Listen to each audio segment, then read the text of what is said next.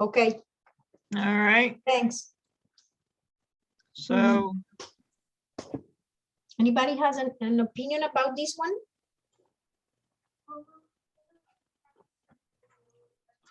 I think you're right. I think it looks about right. Yeah. The very thin. This is, I think it's one of the thinnest. yeah, they're very, very thin. Yeah. And the pore surface is super thin too. Not the best picture. I was out with a friend who was walking a dog, so didn't have a lot of time to take the picture, but I was like, oh, I finally found something that was it wasn't just a regular bracket fungus. So that was that. Lila, was that fleshy or was it kind of hard? A lot of background noise. Somebody needs to go on mute. Oh, Maricel, you have yes. you have to mute I'm everyone. trying to find it. I'm trying to find it. Select as It was on its way. I don't know where to find that function. Can somebody help me? Yeah. Oh, I should. Where should I find that function of muting everybody? I don't know. Well, it's either under the main menu or it's somewhere on the bottom. You have to I'm find trying, it. I'm trying. Pretty- Start pretty video, obvious. Video settings, security, participants. I am so sorry, but I don't know. I can't find it. Go into the participants, and once you get the list, maybe you have a function Participants, to, okay, participants. Invite, no, invite, that's all it gives me. Participants, invite, mute all. Thank you. Allow to, yes, okay. Everybody's mute. And mute yourself, Lila, please. Okay. Thanks. So yes, in answer to the question, it was fairly stiff. So yeah, I think it is what you're saying. I'm looking at the book and it says it's divided into pileus and stipe. Let me see if they talk about the how. So white rot, that kind of looks like white rot up here where I pulled it off of the log. Yeah. So would this be a parasitic fungus? No. Yeah. On No, that little it's broad sappro. piece, yeah. Trees maybe already just a dead. composer. Oh, it says here it causes white soft rots Yeah. on Nice, hardwoods. All right. Yep. Okay. Okay. Thanks. All right. So the other one I wanted to try to get to here is what I think was Lepista nuda. So let me get that open. This I found a couple of weeks ago. Slightly violet in color. Let's see, I should have some more photos. Where is it? There's the arrow. Okay. So there's the cap, the mature one, and some younger ones. It was growing in the leaf litter where we dumped a lot of leaves last year. So we, a year ago leaves. Another shot underneath. It's very bulbous at the base where it connects into the leaf litter. It seems like slugs or something have been eating on it. Look at the way they ate it, Lila. It made it look like a polypore. Yeah, it's kind of interesting. That's funny, yeah. Interesting. Mm-hmm. And let's see, just some more gill shot. The gills are very, what is the word for that? Serrated, maybe along the edge? Is that a feature? I can't remember now. I haven't, it's been a week or two since I read about these. But I mean, they don't look straight. You see some kind of yes, an even edge. Yeah. right. And then I did do some spore prints. So here's the spore print on the bottom side of a plastic takeout container. I was looking for something non-absorbent and black, and that was the quickest thing I found. So that was after I had taken a spore print on a piece of paper, and of course the paper was too absorbent. These were pretty wet. But I was a little bit surprised. This seemed a little browner than I would expect it to be. But when I did it on the black, it was the exact same cap. After I did this print, I did it on the black surface. So what do folks think? Is this Yeah, it looked like it. okay? Yellow white sport print. Yeah. And Laila, did you ever hear that you can do the sport print at once for a black surface and the white? Like Dave sometimes mentions that. Yeah, if I thought to set my white paper on the black thing at the same time, I could have done that, but I didn't. But you're lucky that you got the two sport prints. Yeah, oh yeah, and then I put the cap back down, and that Yeah. black thing really got coated thick. So actually I did scrape off some spores, some of the spore drop, and I did look at the under the microscope. And I don't think I have my notes here with me. I'm away, I'm traveling. But those, they did match up to the description. So the size fell in there in the shape. So I was pretty confident that this was finally the blue, but I didn't do anything with it. I didn't eat them. So still just In my trying personal to experience, Bristol paper is one of the best papers to do a spore print on. It's not really absorbent, so you don't get any discoloration or interference when you're doing one. What kind of paper was that? Bristol. It's the kind of stuff you'd use charcoal or graphite on for, sketching. So it doesn't absorb liquid or moisture as effectively as other papers. Okay, so like an artist's sketch pad paper. Bristol. Yeah. Bristol. Okay. All right, so I think that's it for what I thought I might share this week. Okay. So. Yeah. Okay. Now Lauren, and then Michelle. Hello. Hi, everybody. Hi, Lauren. All right, let's see here. All right, so I'm sorry if some of these are boring, but my mission last week has been to find stuff that's not, well, it's not all exciting stuff, but stuff that's not like the typical stuff we've been seeing, like the ichnoderma and the late fall oyster and stuff like that. So I was just trying to pick weird stuff. This was under, as you can tell, obviously under pines. There were a few of them kind of scattered about. I think it was a white spore print. They were very small.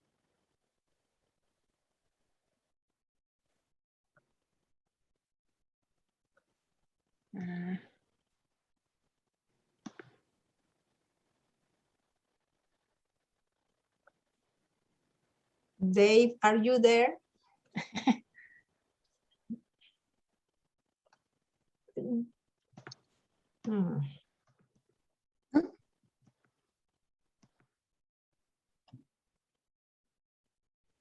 What's the color of the spore print? I think they were white. Might be a Clitocybe of some sort. Yeah. It looks like it's slightly decurrent and maybe did it have a smell? I'm sure I smelled them and I don't remember there being anything distinctive. Okay. You said Do they what do they normally smell like? You said it's real small? They were very small, yeah. There's some Clitocybe, what is it, debata? One of those things are real small. There are also some called Arrhenias. I'm going to look. Arrhenia 65. Amendment 65. Nina, do they, were you saying that the Clitocybe normally has a distinctive smell? Sometimes, yes. It's a kind of farinaceous smell. Say that again? It's sort of like a farinaceous smell, they describe it, kind of smells mealy, kind of, yeah. Mealy? Yeah, kind of mealy. I don't know how to describe it. Like Yeah, flour? Farinaceous. yeah, sort of like that. Oh, okay. I thought that you were saying like I was imagining like smelling like iron, but you're saying it differently than what I heard. Okay. Yeah. It's not usually a pleasant smell, in my opinion. Okay. Yeah, they look like Clitocybe. I'm looking in this book that has many species. Clitocybe, yeah. It looks like that, Nina. Yeah. Did you say a particular species? Well, there's one that lives in the open a bit, Debata. It's real small. Like, what was it? There's another name for it, Ribulosa? Yeah, right. Ah, okay. Real small. Clitocybe ribulosa. Yeah, that's real small. It says that it's mostly in open, rich, and grassy habitats. It has somewhat sweetish smell. But that would be in a more in open. If this is in the middle of the woods, it wouldn't be there. Oh. If it's like on a path or something. It's in the front yard of my mechanic. And when I say yard, I mean like, it's like a commercial, it's a mechanic's place. So it's like, on the side of a highway. But there are a couple pines there. Well, yeah, and it sounds like fairly open habitat. It could be this thing. This is very poisonous. Ah. Yeah, the other species that Nina mentioned, Clitocybe delbata, is also toxic. Okay. And I guess we could type in the name here.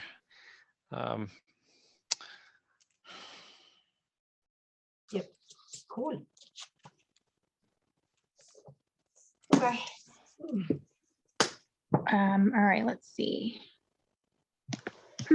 Where is, okay, don't be mad at me. This one's this one's really small.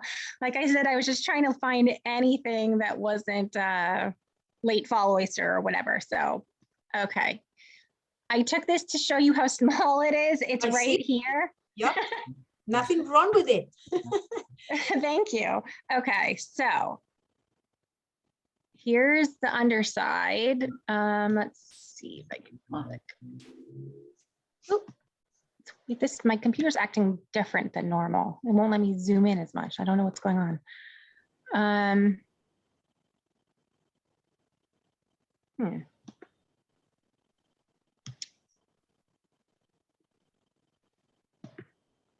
What did I just do?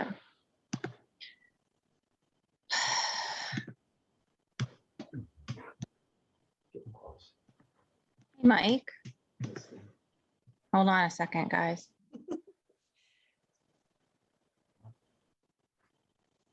I don't know how to get back to where I scroll through the photos. Gills? Was that gills? I need to scroll through the photos. Can you exit that page and go back? Click on that X on the right corner. Okay. All right, so here's the same thing indoors. It had a hollow stipe. Anybody? Do you have a shot of gills? Yeah.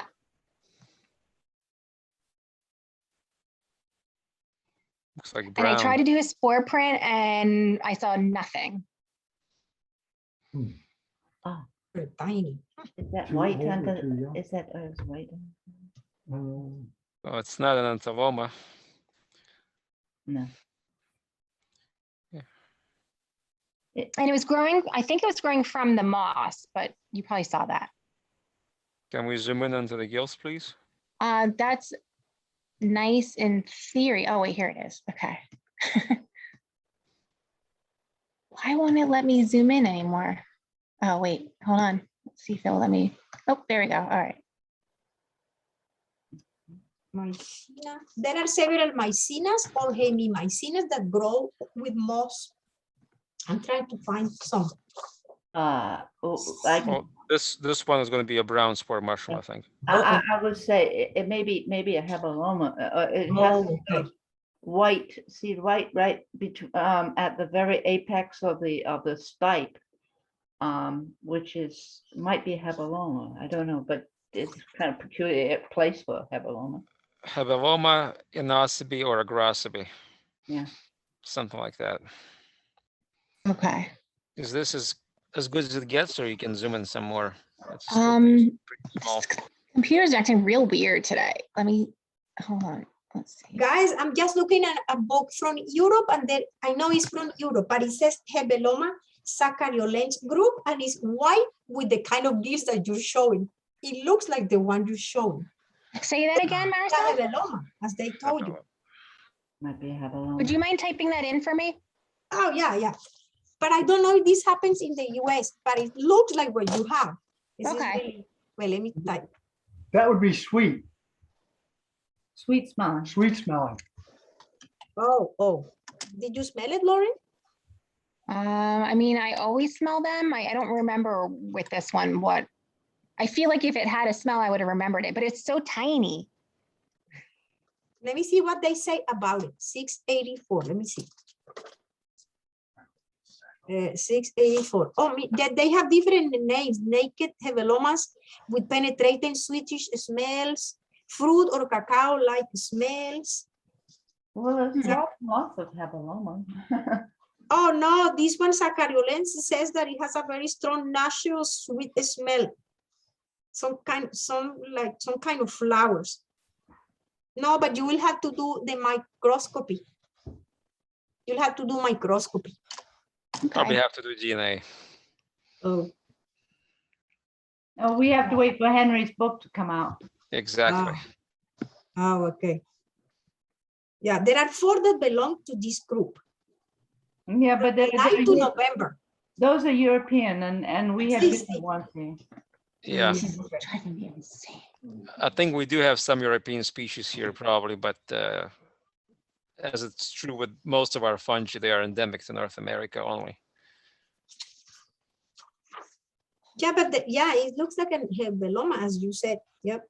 Light color on the cap, and then the A kind little of, white where the gills hit the top of the stipe. Mhm. There's a little white gravelly And grainy it's sort stuff. of granular or. Yeah. Awesome. This was Flammulina, which I really only photographed because Luke was telling me it wasn't cold enough. And then the day after he told me that, I, I found these were in Spruce Run. So these were the first ones I found this season. Just a tiny little cluster. Mhm. It's interesting to notice that the stipe is not velutinous yet, because it becomes darker and more.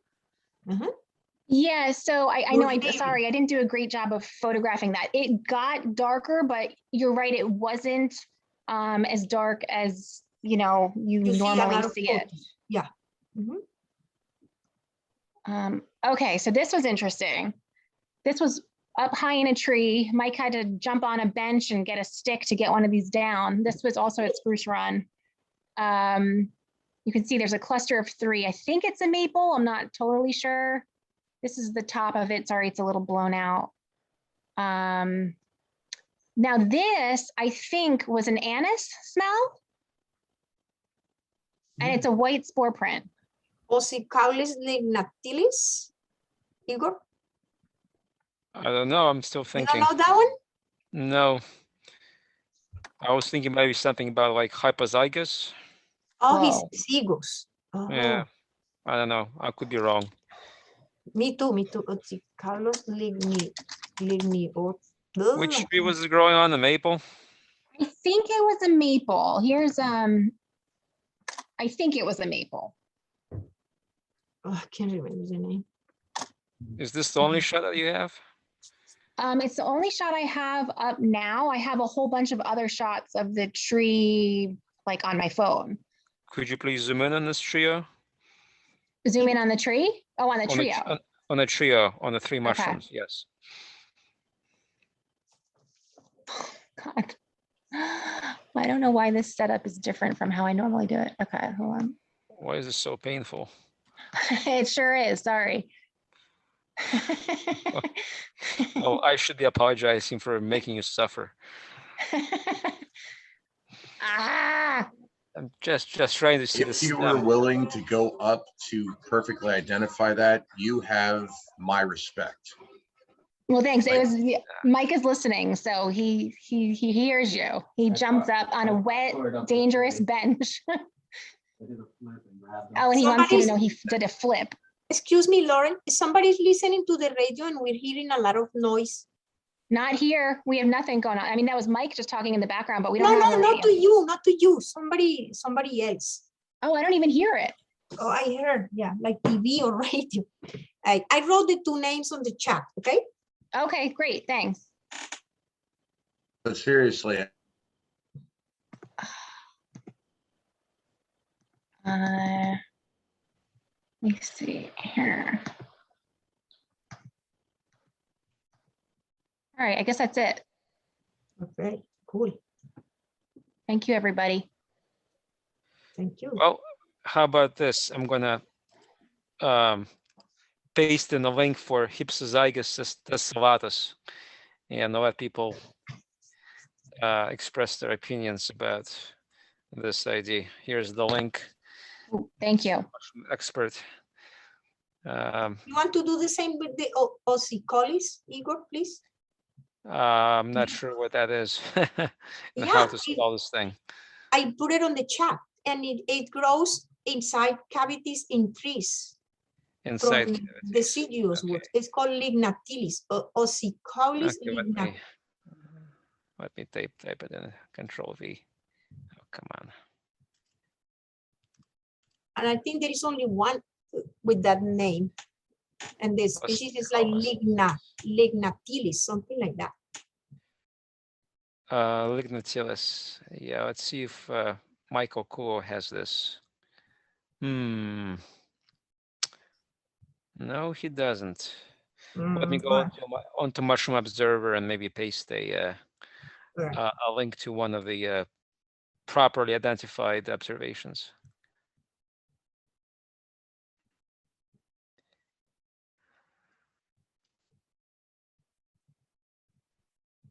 Any other information on this mushroom, like spore print, odor,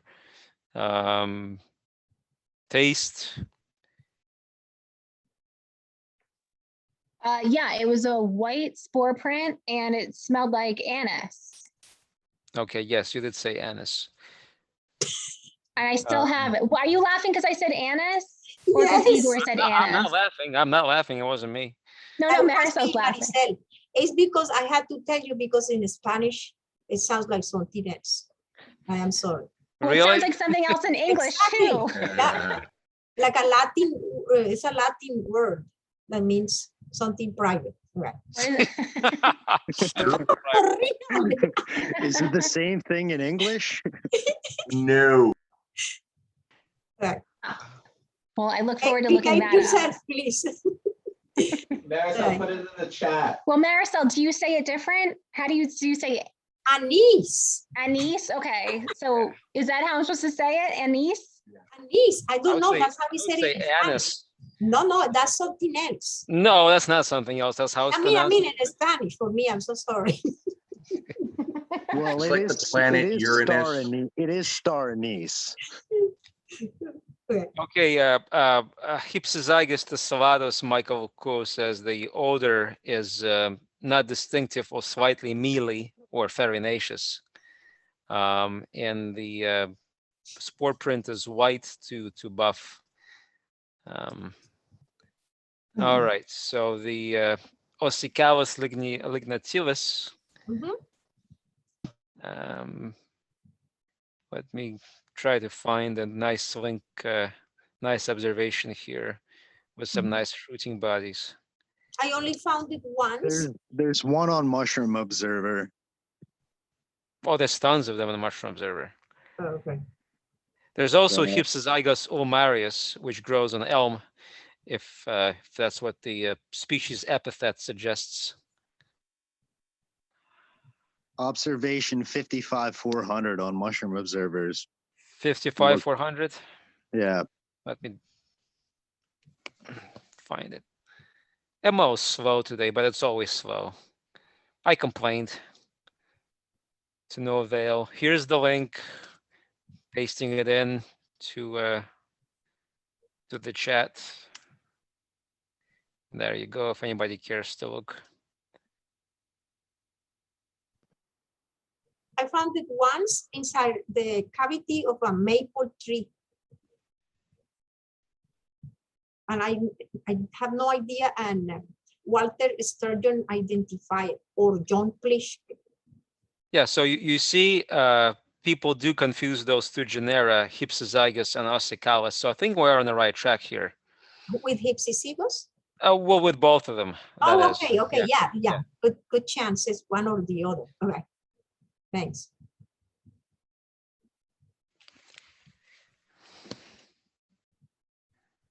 Lauren, do you have more? Oh, okay. Anybody else has? Oh yeah, there was somebody, Meshila. Yes, Okay. yes, that'd be me. Let me just share my screen. Oh, God. Okay, can everybody see that? Yeah. Okay, great. So all of the mushrooms I'm showing tonight are, I found them in sandy dunes in Cape May County. So all of them were growing in the sand. And here is the first one. Here's another image. Another one. It has a really beautiful purple color to it. Although the top isn't quite purple, more brownish red, patchy. I think I showed that image before. And so doing just some preliminary research, it looks like a Laccaria trulicata, if I'm saying that correctly. Right. And I did a spore print and it came out white, very pale, very, very pale. And yeah, that's about it. That's all the information I have on this. Any thoughts? I think you're right. Good idea. Oh, good. Looks like Trulicata, yes. Yeah. Oh, wow. Sandy soil, Pine Barrens habitat. Yeah, yeah, lots of pine trees, plenty, and it has a very lovely smell, very earthy.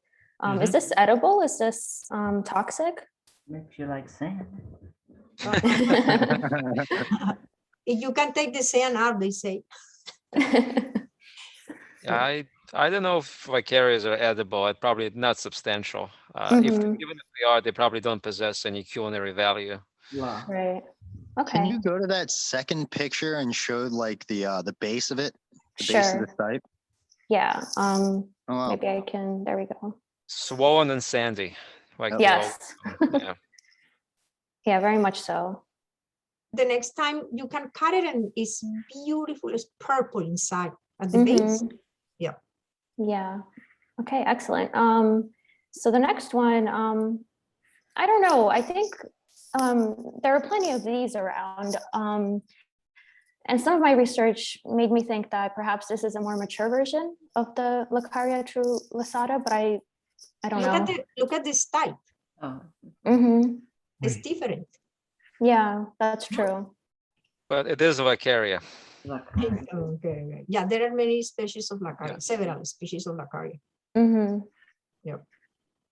Okay. Is that pretty large? What was the size on that? Not large. I'm trying to think. Yeah. Just smaller than the palm of your hand. Maybe a little bit bigger. What do you think, John? You're a Laccaria specialist. Yeah, they're pretty beat up. Yeah, Uh, I don't mean to put you on the spot, but perhaps, I mean, this is not truly say that this is something else. Yeah, a Laccaria, but another species. Yep. Yeah, it could be a proxima. I wouldn't dare put a name to this without looking at the spores. Mhm. Yeah, I didn't do a spore print on this one. Could you, was the Right. base of it? Was it blue at the base or Did- just plain? What do you have at the base is cut off of those? Yeah. That's too bad. Yeah, I didn't really, They- they were in the sand, like pretty deep in the sand. But they have, they usually have a little bit of a swelling at the bottom of the stalk, and mm, it'll have sort of dried up mycelium. Oh, And sometimes the color of that, when they're this old, they're all going to be probably white. mhm. But some of them, when they're fresh, have a bluish mycelium. Mhm. Interesting, thank you. I have no idea which, but I mean, it's too old. Laccaria is a fairly small genus, and it's interesting that we find most diverse number of species in the pine barrens as opposed to anywhere else. Mhm. They do tend to come out maybe toward the end of the season, like late summer and the fall. I'm not seeing much. How tall are they? How long are those You said it was stems? small. Oh, they're small? I mean, 2 inches or so. Okay. Yeah. That's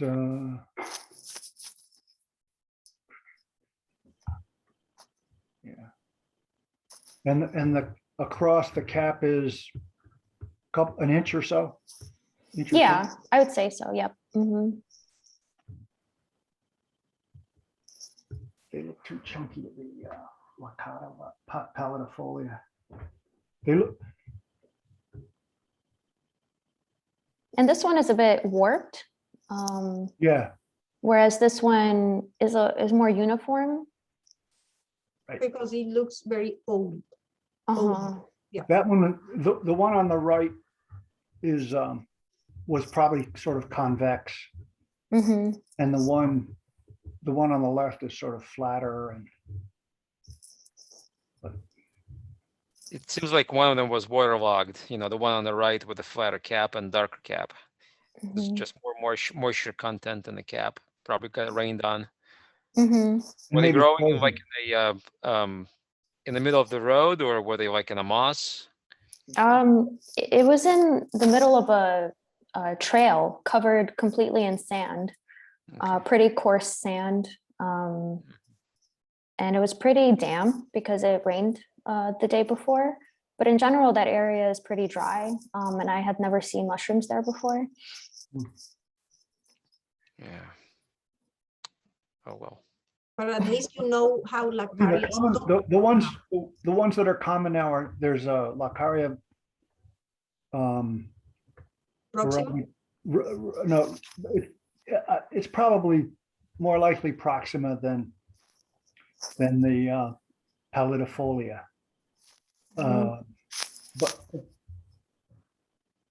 But I wouldn't name it without looking at the spores.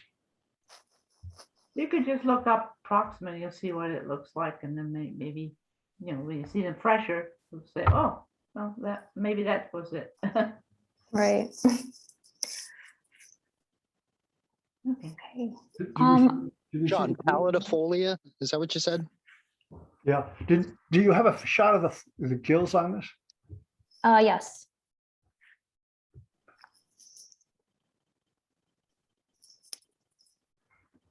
And when he says palladifolia, you mean Laccaria laccata palladifolia. Palladifolia. Yeah, Yeah, that's not.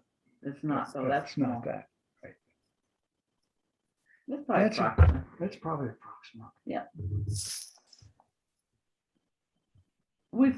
John figures maybe it's a Proxima. Proxima? Yeah. Laccaria Proxima. Okay. Igor wrote it in Excellent. the chat. Okay, thank you. I have a few more. Again, also found in the same stretch of dune trails, sandy. These are 3. They seem to be all related. Here are their backs. That's a damned Hebeloma again. Yeah.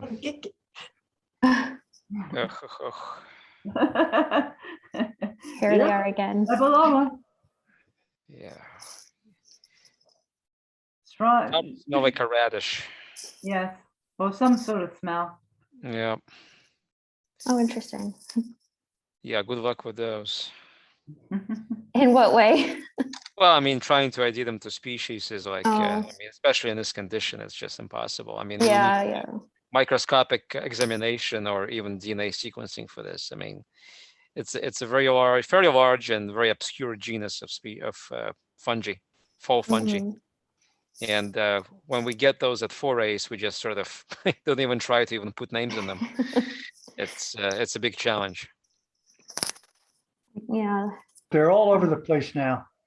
Mm-hmm. They're all over. They like the cold. Yeah, they like the cold weather. You know, it's Mm. Cortinarius, Hebeloma, Inocybe, Tricholoma. Those are the true fall mushrooms.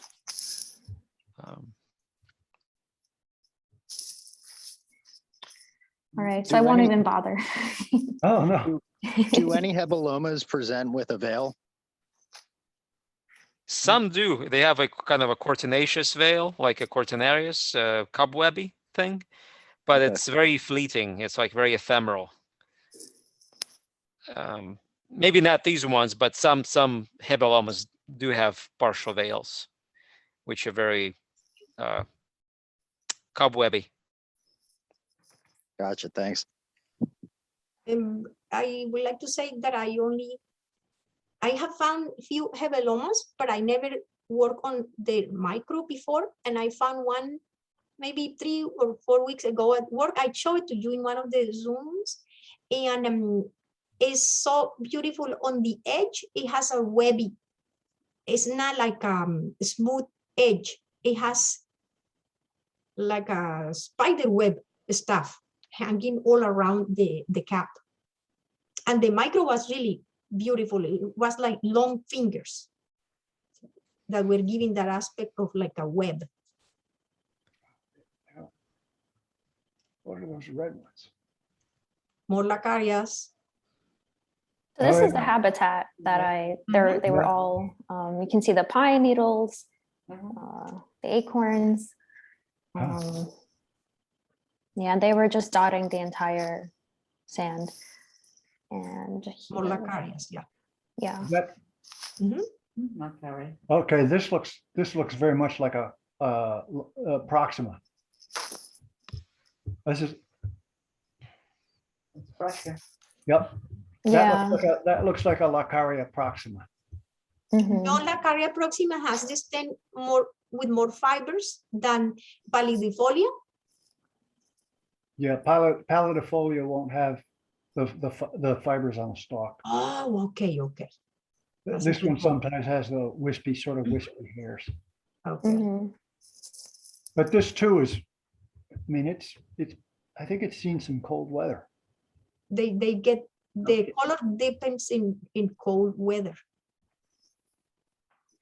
Have you had cold? I mean, Well, yeah, it's cold in New Jersey, right? Yeah, pretty cold. Yeah, there's been a cold front. And a lot of wind, especially by the dunes. So I don't know what effect that has had on them. Probably beat up by the sand and such. no, these look rained on. Yeah, they're much more supple. Uh-huh.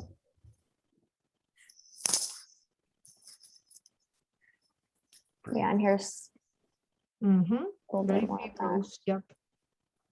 That's really, Nice photo.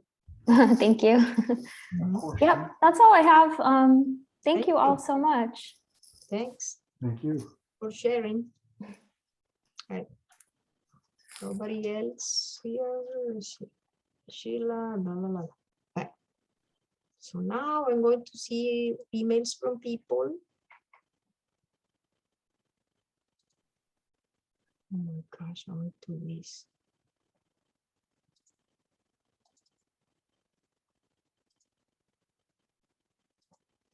Oops.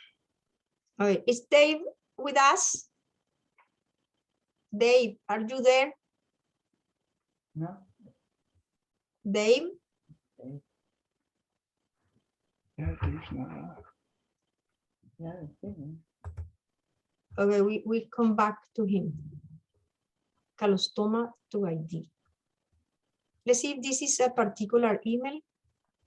Oh, attachment. He's not. Oh, Calostoma. All right, somebody send this photo about Calostoma. Only one photo. Anybody wants to make a suggestion? Looks like a calostoma, but I don't know which one. Cinebarina. No, Sinabarina doesn't have that long base, yeah? Okay, then it has to be Ravenelli. It's not a Calostoma alludians because that No. has collar and it does not have a collar. What is the Oh, other I one? see. Ravenelli? Ravenelli, okay, I'll tell her that. Something like that. It doesn't. There's one more, but I'm Ravenelli. not so sure it isn't a Cinebarina. No, Sinabarina doesn't have, you know, the long spongy stipe thing, stuck. Well, then it's the third one. The Ravenelli, you Yeah, said? it must be that. All right, thanks. So how I do this? Cancel here. Uy, what did I do? Box. Health companion, Nakasone, Michela. Oh, Michela, you also sent me an email. Brandon, okay. Cortinarios. Yeah, I took a guess on the species. Okay.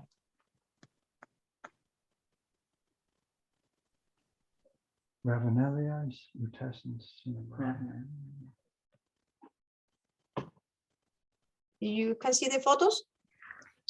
Yeah, so I found this Okay. in Pine Woods, I think Coronarius. The closest thing that I could find that is growing around here at this time that doesn't have red gills, but kind of presents in the same way. There should be some more photos.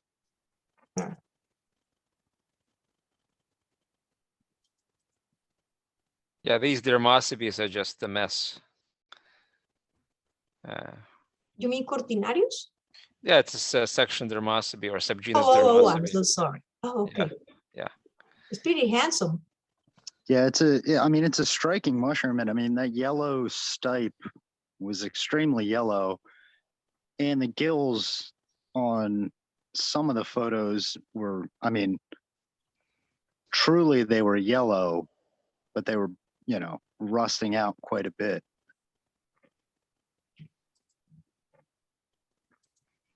In those days, I would say that's the Croceus, but then some of That's the DNA's. Yeah, there's no That's Croceus. why. There's That's no why I went Croceus with in North America. Incognitus, right? No.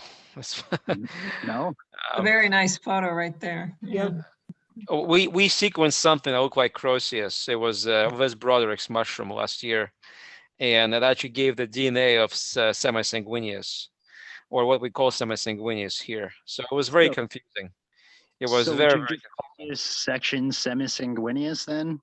well, I'm not sure what section. I mean, it's taxonomy is complicated, but it's dermosipe, and dermosipes are like, I mean, Yeah, you can use a lot of the dermosities for dyeing. That's what they're good for.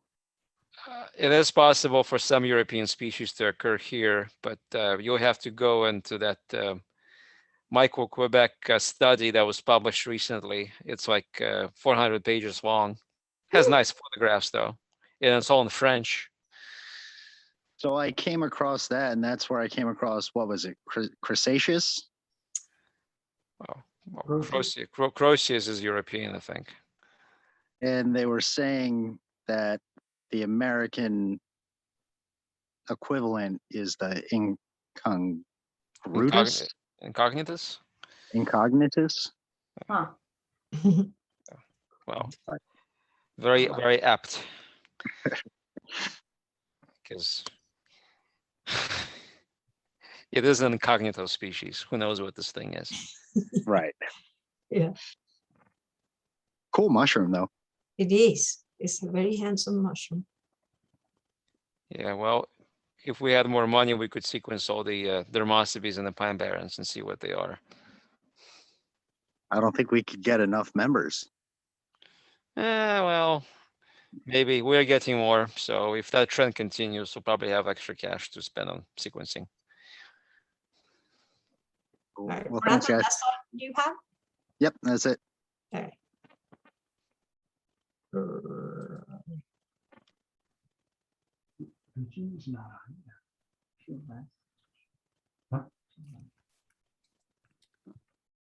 Virginia, are you there? I'm here. Yes, Okay, hello. I'm here. Okay, this is a culture, moist culture on grapevine stems that actually I collected last spring and put in the culture, and it took the longest time. They dried out and I wetted them, and I wetted them several times, and finally something showed up. They're covered by either fungus or spider webs or something, but they're a kind of a golden brown and they have white stalks. So the white stalks are probably lime. So that puts them in Physareales because they have lime. So you go to the next one. That's just another picture, and they have these little speckles on the cap. They're about 1 millimeter tall. They're not very big. They're hard to see. That's just a very thin grapevine stem right there. So go to the next. Okay, those are the spores at a lower power, and you can see all the little tiny specks of lime. That's granular lime. All those tiny little specks look like dust in there. No, there's a right in the lower quarter, there's a yellowish lower right quarter right there. That is probably one of the lime nodes from inside the capillicium, which is yellow. They really I would expect them to be white, but there were a few things that appeared yellow. So, and the next one. Those might be the larger, huge lime nodes that I could see. It was really hard to tell what they were, but that's all I could figure out that they were among the spores. And the spores are about 9 microns large, just pretty, no spines on them or anything, fairly smooth looking.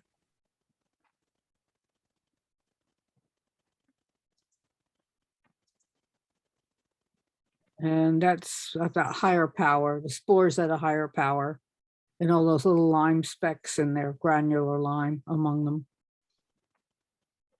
So anyway, it's, I'm pretty sure it's Physarum melium is the name of it.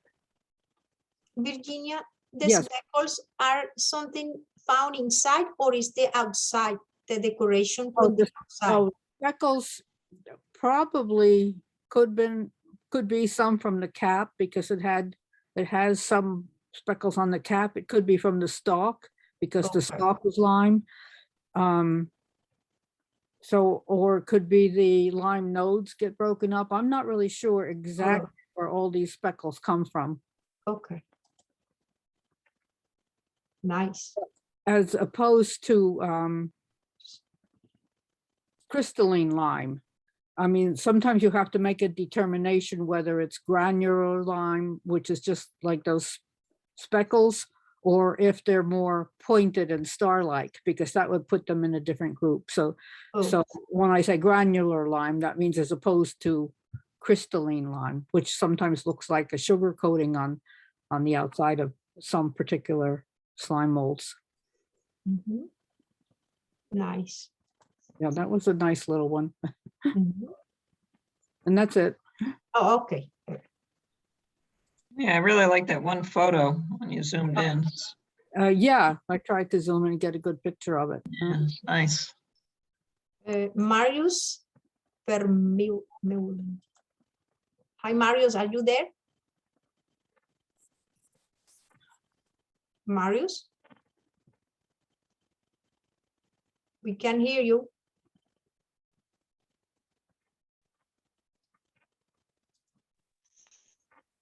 I don't see him in the participants. One person dropped, one person left. There were 17 and now there are 16. So, We actually had 19 at one point in time. oh, okay.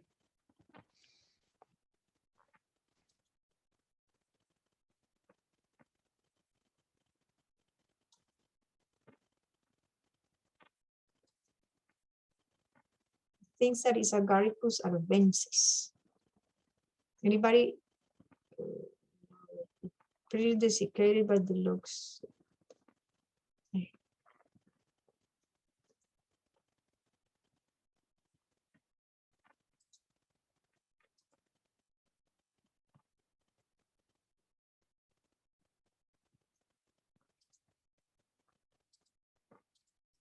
It won't enlarge.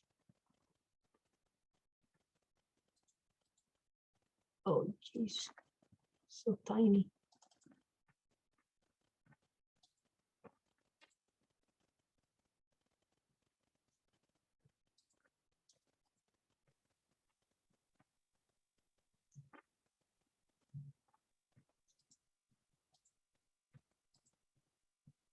What do you think, Marisol? I don't Copernellus? know. Yeah, Coprinellus, it could be. Yes, yes. But at the species, I don't know the species. Oh, this the place where he found it is named Falaborwa. Elephant dung enriched soil. So this is out of our league. It's in Africa. Is he not in New Jersey? Yeah, the name Falaborwa. Okay, Groot Letaba Wild Reservat Wildlife Preserve. He wrote the humidity and the temperature, 19 centigrades humidity, and with elephant dog, oh my goodness, after overnight rainfall, that's cool. Beautiful. I guess we know why he's not here. Yeah. Oh, I didn't see the date. Yeah, let's see.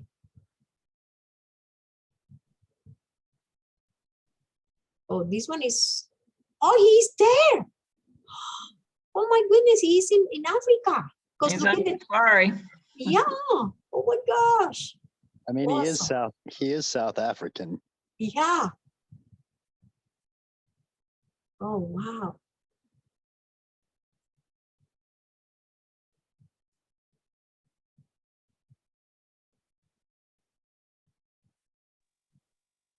Oh, Agaricalis, but he doesn't know.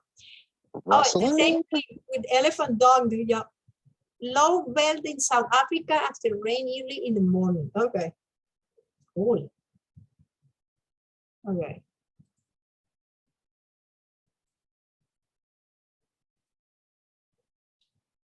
Virginia, you only had one observation? Hello, Virginia. Okay. Yes, I only had one. I only had one. Okay, so I got it twice. Okay. Oh, yeah, my mistake. Yeah, it's okay. Dave, are you there, Dave? Hello, Dave. Dave is not here. Oh, okay. Yeah.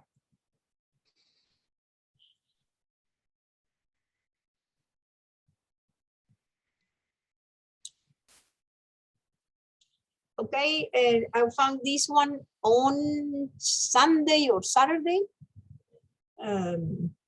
No, a little bit before November 14, yeah. In Smithville, in an area that has a lot of pine trees, and there is some kind of grass in there. And these trees were really buried. The pine cones were buried. And there were so many Biospora myosura. I was surprised. I only found it once, long time ago, and this is the second time. And so here is this. It has very thick hairs at the base connected to the pine cone. There. I did the spore print just to know how the spores look. The spores are really tiny, 1.9 by 4.9.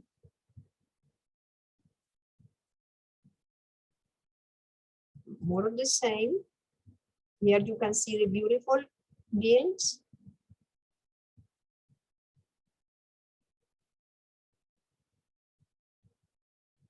That's the cap.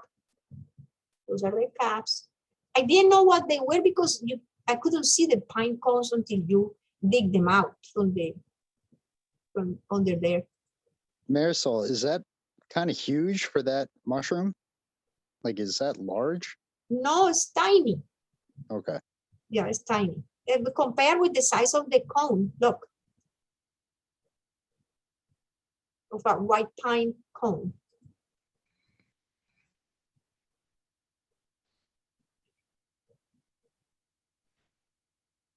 Now, this one I found it on Saturday on a friend's property in the Pine Barrens. And so this is a Asterium sanguinolentum. It loves to grow on conifers.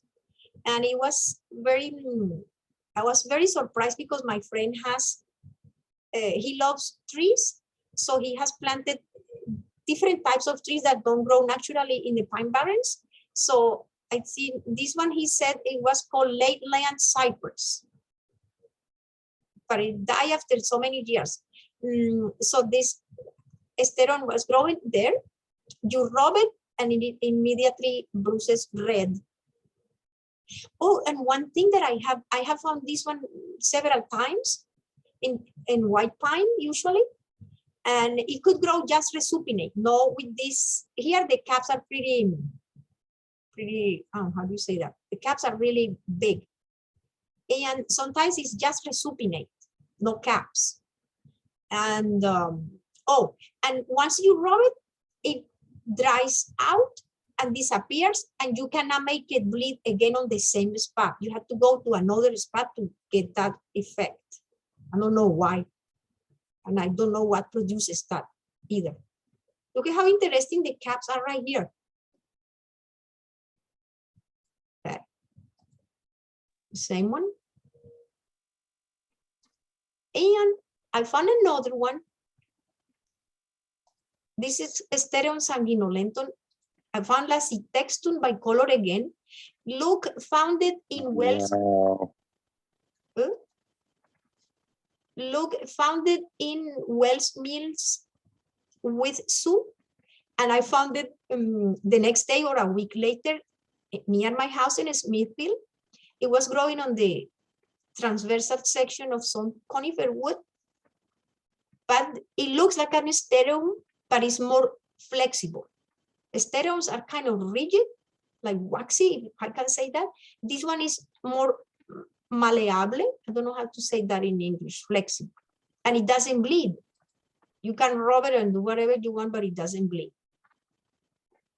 And the cap surface is more rugose, more wrinkled, if I can say that. And yeah, caps.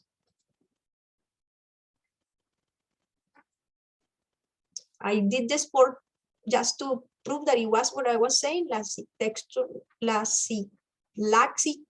bicolor. The spores are really small. The spores for Asterium species are very long. These ones are very short. And I was going to say one more thing. Oh, white pine. This one was on white pine. Okay. And just to compare between Asterium sanguinolentum and Lacitextum bicolor. And the same day, Sunday, I think, I have known this mushroom for this polypore for 4 years. And finally, when I went, I always checked when I went to this property. And this time the tree was dead on the ground. And it lasted 4 years on an oak. I thought the thing was completely dead. And when I took it home, I broke a piece. You can see the different layers of growth in there. I didn't know what it was. So I scraped this surface and I put it on the slide, and I was lucky. I got setae, which belongs to the Felinus family. And the setae was very tiny. And the spores, you can see the spores right there. Spores. And the setae was very short. So I posted in cross fungi and polypores, and people helped me to narrow it to Felinus everhartii because of the setae. So it took me 4 years to know what it was. And I visited like every year. I saw it when it was brand new and it was orange, beautiful, but I could not find the photo to show you that. Okay. And this, oh, David's not there. Hey, Marisol, real quick, when you were Yes. saying cysti, is that just the plural of cystidia? What is No, cysti? no. Oh, Zeta, I'll Yeah. show you in 1 second. In 1 second. Thank you. Zeta, S-E-T-A, is the singular. And setae, with an A at the end, is the plural. So here, this is zeta, and setae will be more than one. No, I don't have more than one, but you know what I'm trying to say, yeah? I don't. What is the seta? Oh, this is some special cystidia. Okay. This is hypha or hypha. This is hypha or hypha. This is cystidia with the shape of a kind of a weird hair. So kind is of a hair. seta is describing the shape of the cystidia? It's a special character. Let me see what they say in the book. Only certain type of polypores have that setae. 1 second.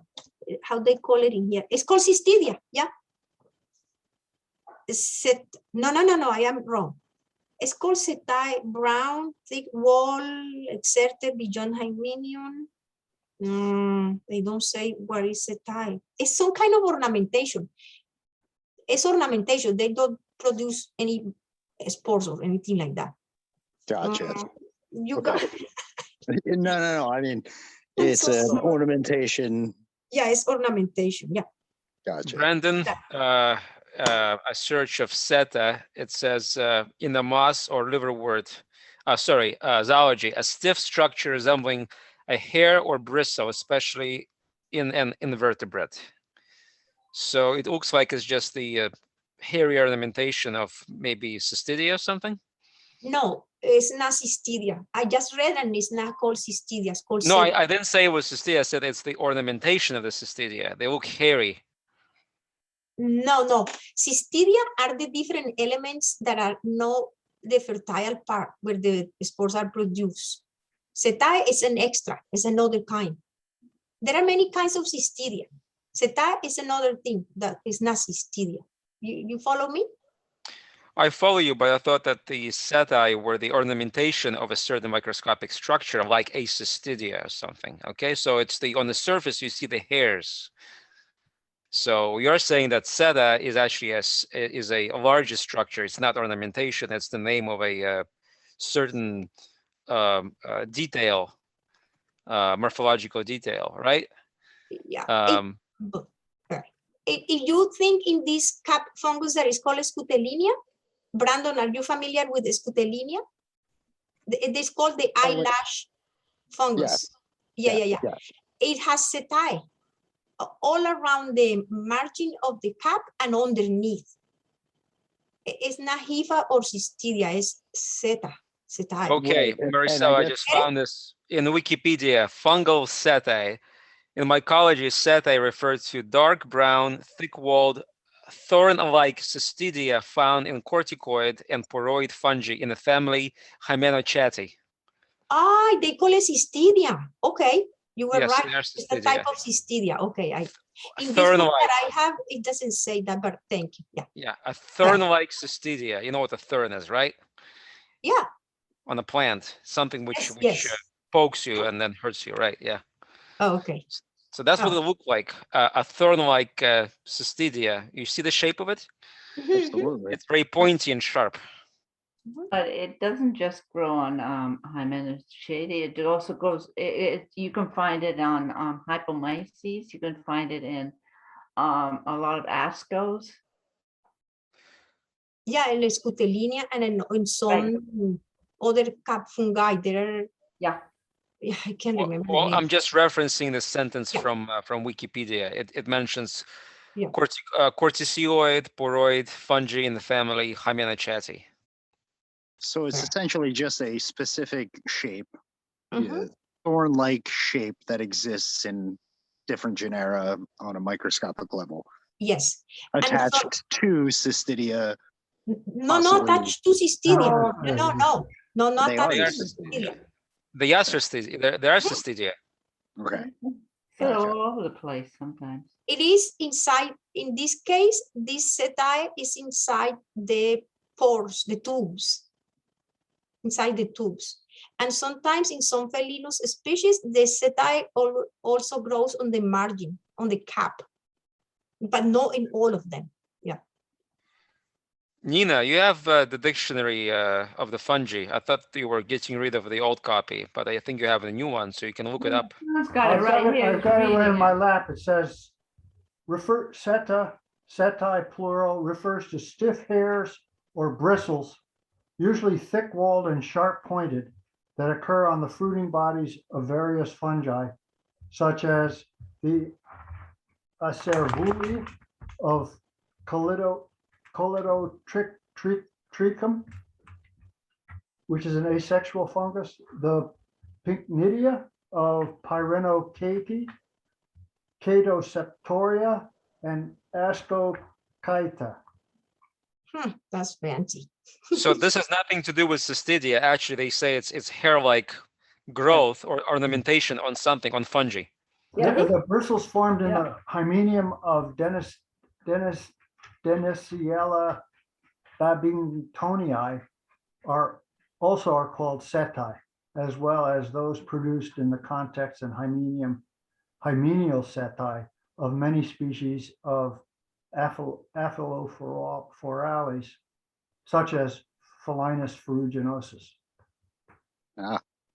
Okay, so actually it's not cystidia then. They have the They're wrong. not cystidia. It's But I think it refers to both the structure that is thought of as cystidia and also macro growth. Yes, that's what I think that the Wikipedia focuses on, the thorn-like cystidia in the Hymenoceti family, whereas that dictionary says that these are just microscopic structures in their own right that Right. resemble hairs right. in Yeah. other fungi. Correct. So we Yeah, have two different structural elements called the same thing. Just referring to the shape, the hair-like or the thorn-like shape of that particular structure on the micro and the macro. Yeah. You can see it with the lens. And then in the microscopy, you can see the thick walls and whatever, the root system. Well, then they're different. If this is something you can see with the naked eye, that's more like a bristles or hairs on the surface of, say, a hymenophore. But once you go into the microscopy and look for those special thorn-like cystidia, that's a seta in the second meaning of it. So those are not the same. I think there's a confusion. There's two different things called setae in mycology. That's what this suggests. So what John read is one definition, and what Wikipedia said is the second thing. Okay. Right. So I think we have to clarify this further. I agree. Okay. Moving on. Moving on. And last one, don't pull my ears for this one. I found this one in my friend's house too. And it was growing on wood that was so rotten that you touch it and it became like dust. But I could not get the spores from it because, silly me, I got the youngest cap. So it's pointy. It looks like this. And I found a more mature specimen and I didn't take any of this. I took the baby one. No latex coming out, but who knows, because of the temperature. But I had so much fun with the micro. Look at how pointy the umbo is. Oh. And it has beautiful cystidia. I think it has two types on the Calostoma and Pleurocystidia. But it's, the Pleurocystidia is very pointy and it has some weird contents in there. You can see one right here with a little nipple-like tip, and this one is more pointy. And look at right here. And sort of then it even has like strangled end, like a little point. But I don't know if this is this belongs to the Lactarius species, because I never did the micro Lactarius, only the giant white one from Smithville. But I cannot remember if this belongs to. Do you have any spores? Did you look at? Oh, I could not get one spore. I couldn't. But look at the cystidia. It's really, I didn't have more time to do it, to find who has this kind of cystidia. Okay. I see a basidium in the upper right corner, but there are no spores attached. Nothing, not even one, but not even one. It was so weird. Nothing, just cystidia and basidium. This one, I pushed the slide and I bent the tip. I wanted to have a better view and I messed it up. No spores. And I couldn't go back because I had to go back to work. I couldn't go and collect more. So at this point, if I come back, they will be all rotten. But it's okay. It was fun to do it. No clue with that cystidia? Anybody? Any idea? Oh, What Dave is not there. Yeah. Nice joke. Yeah. Okay, I think I got everybody. Dave, are you there? No. No. Oh, maybe we can take a quick look on his mushrooms. Yeah, okay. Oh, I will be unable to participate. I have a couple of observations to submit for this. But, oh, right here. Okay, okay. A polypore found at Cloverdale Farm County Park. Okay, let's see. Ooh, nice. Oh, Cool. yeah. Very unusual. Oh, yeah. The color of the pores, no clue. Huh? Plus the cap, yellowish. See how I get out of here. Oh, it's only one. Can make it bigger. Let's see if he has another photo. Oh, the cap. Okay.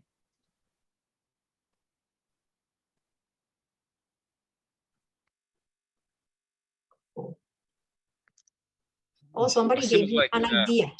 Oxyporus cuneatus. Okay. Marius is back, so he can talk about his fungi in Africa. Hello, Mary. Cool. Okay, let me go back. Marius. Hi, Marius. Marius, you're on. Hey, sorry, I'm a bit late. Yeah, I found this this morning right next to the lake here where I live, in the lawn.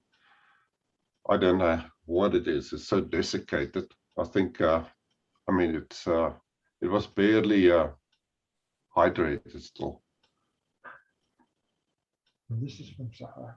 That is unusual. Yeah. Looks like a brown spore print. Yeah, yeah. I'll see tonight, but I think you're right. Yeah, it Wait, so could be an agar- Marius, did you find these in New Jersey or Africa? No, this was in New Jersey. Oh, You got us with that one, huh? We were confused. Let's see. Growing in the lawn close to mixed wood at edge of a lake in late fall. Pretty little. Okay, wait. In Voorhees. Oh, okay. This one is from sorry. New Jersey. Oh my God, you got us with that.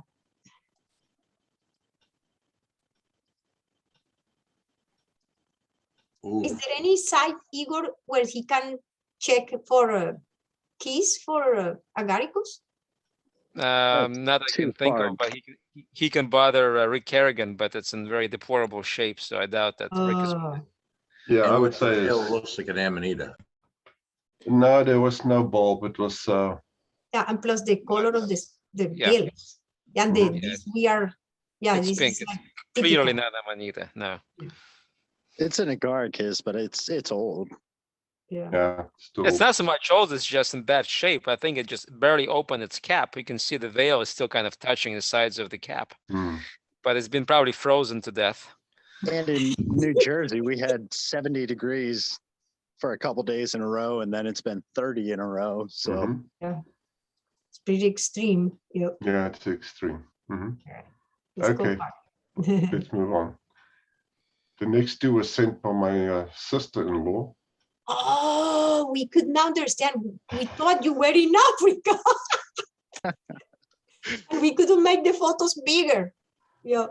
Yeah, and so they fertilize. They actually live in one of the game preserves that's bordering the big Kruger National Park, like Yellowstone.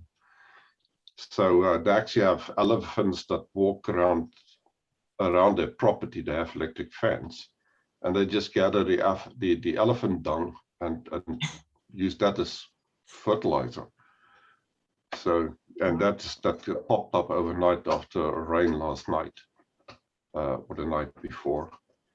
It's extremely high temperatures, like 109 during the day.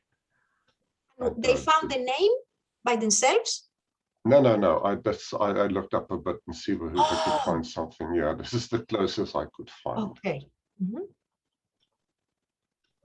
Corprinellus curtus. It looks like it was growing in African dung, African elephant dung. Yeah, that's amazing. Such a beautiful mushroom. Oh my goodness. Yeah. Oh, the interesting thing about this mushroom, they synthesized the compound from it that is used as an antifungal or maybe insecticide for a parasitic disease for Chinese cabbage.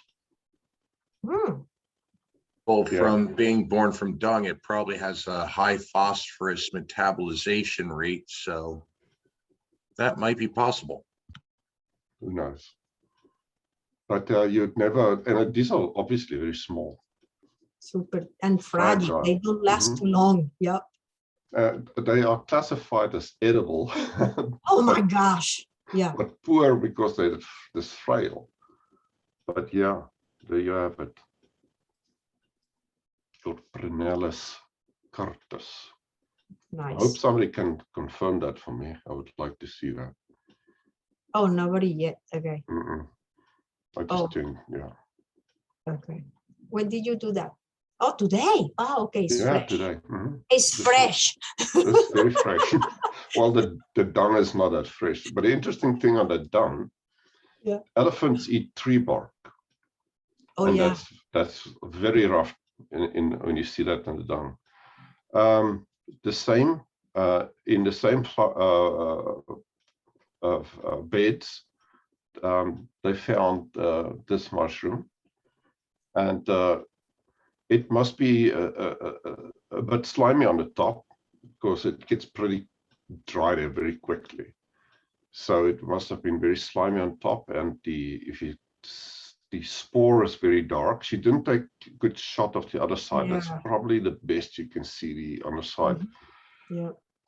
And I would say that is a gray, dark gray gills.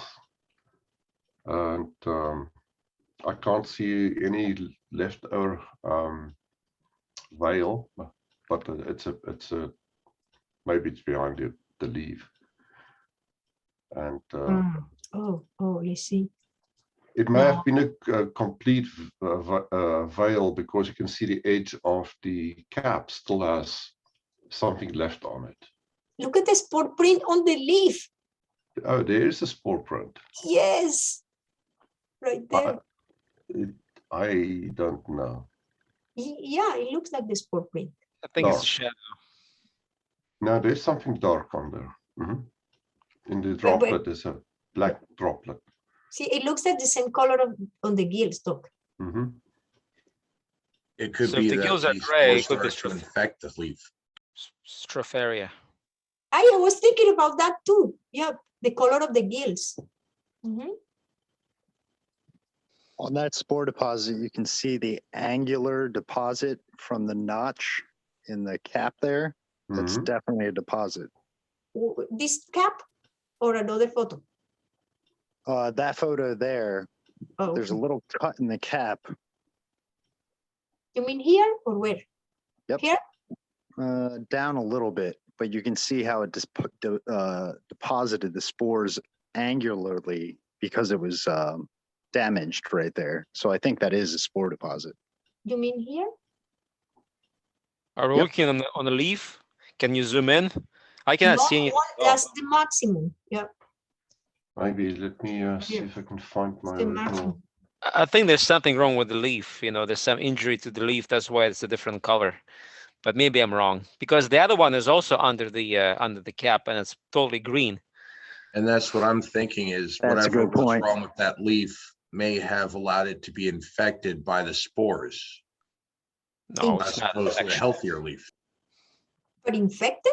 No, it's not infected. If not it's infected. a parasitic type of fungi, then this one may have been infected if there was, let's say, abrasions on the surface of the leaf. It wouldn't be parasitized from the spores. From the spores, yeah. Not from this mushroom. No. Right. It would be parasitized from the mycelium, if anything. No. It has some remnants. Look. Yeah, right here. Well, just appendiculations from the partial veil, probably. That's what it is. I think Stropharia is a good guess, or good guess there. Yep. And this being Africa or South Africa, I mean, we would not even know what kind of Stropharias are out there. Yeah. Any bulbous droplets of black liquid that seem to be on the effective leaf could be a bacterial growth. No, Okay. but I never heard about that happening from a spore print. You find a spore Maybe. print all the time on grass, on the leaves, on the sticks, on the ground itself, on another cap that is under another cap, but it's no infection. I never heard about that. Well, I'm trying to see this from the view of, let's say, an organism's metabolism, like about being immunocompromised, just like for any other type of invading organism. Like this leaf could have had, let's say, abrasions on it, allowing access to the circulatory system, but being bombarded with spores could have weakened it to be open to, let's say, a more bacterial, other flora infections, which resulted in these. If you look closely at the base towards the lower right, these black kind of droplet looking growths, like that could be that it's now just some kind of infection or some kind of buildup of bacteria. Okay, we'll never know that. Maybe. Yeah, well, that is long That's a gone good by theory. tomorrow. Yeah. Yeah, but we'll I never say know. my mind works in weird ways when I'm analyzing. the bottom line is that it's not related to this mushroom. Whatever it is on that leaf surface, it's not from this mushroom. Yeah, Okay. whatever it is. But yeah, just droplets even on top of it. It might be just dust. It's a very dusty area. So yeah, I thought I'll share some mushrooms out of Africa. Cool. Thanks for the treat. All right, That's a my good pleasure. All right, that's it. Thank you. Okay. All right. I think that's it. Did we see the other observation from Dave? Oh yeah, I forgot. I'm so sorry. Where is Dave? Dave. All right. So he's polypore, and then let's see. And this is called an anamorph or what?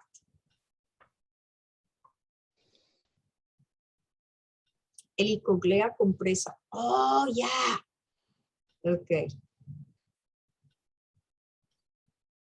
I have found this so many times. It looks very rotten, deciduous wood. You can see that it doesn't even have a bark. And there is something in the center. It looks like molars, right? And I think it's an imperfect fungi. And at the center, there is a bag with some contents, but that's all I know. And I know it because I took it out in one of my finds, and it came like a little peridiol kind of body thing. So is it kind of like a cup? No, not exactly.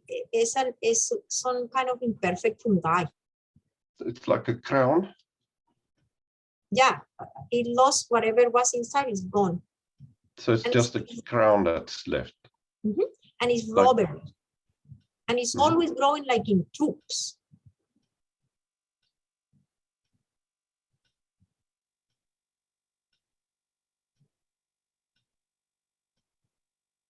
Interesting picture there. Wow. Did those little brown caps have anything to do with this fungus? No, that's it's the slime mold. Remember the Oh, the wolf milk. milk? Yeah. Oh, he did the spores. Nice.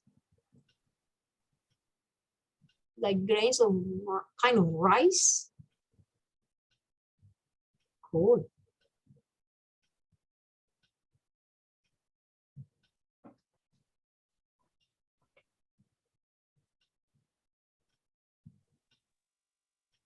Okay.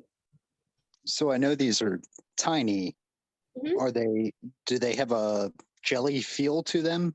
Yeah, hard. Yeah. Like Okay. rubbery, almost like rubber. Yep. Oh, he says here that he found information online, but this thing won't move. I can't see the last sentence. I have found sources that place this in the Basidiomycota. Wow, pretty interesting. But I read somewhere that it's like an imperfect fungi. But I don't know too much about it. Right. Is that why? Is that what anamorph refers to? Imperfect fungi.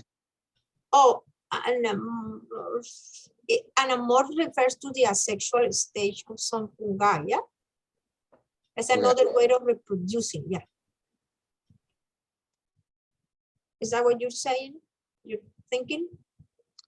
Yeah, animals is the asexual. Okay. So that's it for the night.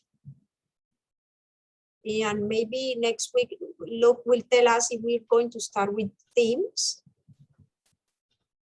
Or yeah, whatever idea he has, so we can look in our old photos and share according to what he tells us. And thank you for your participation. And have a good night. Okay, thank you. Alright. Thank you, Okay. Marisol. Happy holidays. Okay. You'll be Happy the last holidays. holidays. one falling Ah. on the floor because of the itis. Say that again, what? May be the last body falling on the floor due to the itis. You know, food coma. Food Oh, I see. Okay, thanks. You have no idea the hells I've been through with 2 Italian